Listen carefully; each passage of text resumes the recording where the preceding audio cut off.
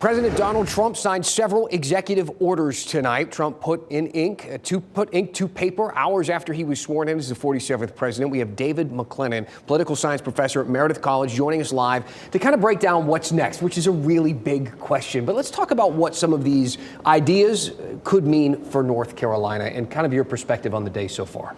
Well, the day so far is he's talked about doing a lot of things, but relatively few executive orders. Probably the big ticket items like immigration coming later. Some of the things that could affect North Carolina are rescinding Joe Biden's offshore drilling ban that could put oil and gas off the North Carolina coast. You know, he's talked about military spending, wanting to really increase military spending. That could really impact North Carolina.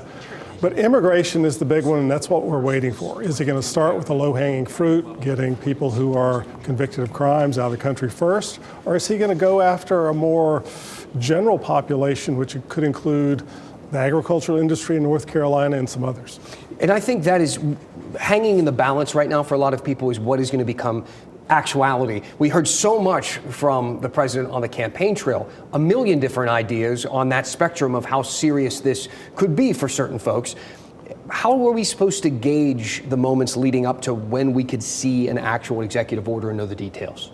Well, I think that's what he's working on, is trying to get the details, because this is a very complex kind of situation. I mean, it's not just snap your fingers and 12 million people are out of the countty. I mean, it's a very laborious process. So I think we're going to see him in consultation with the immigration czar where to start. Maybe North Carolina is way down the list of places to go to initially.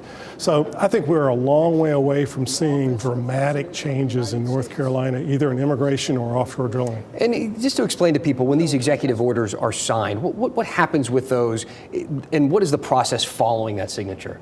Well, in some, like today, he did sign one that said federal employees must come back to work. Well, that takes place automatically. Some executive orders, have to, well, first of all, they could be brought up in a lawsuit, have to run through the courts, but some, they take place immediately if possible. So that's the question. Something like offshore drilling could be years because you have to get leases, you have to get oil companies involved. Well, we'll pay close attention. We appreciate David being with us tonight. Thank you so much. Look for more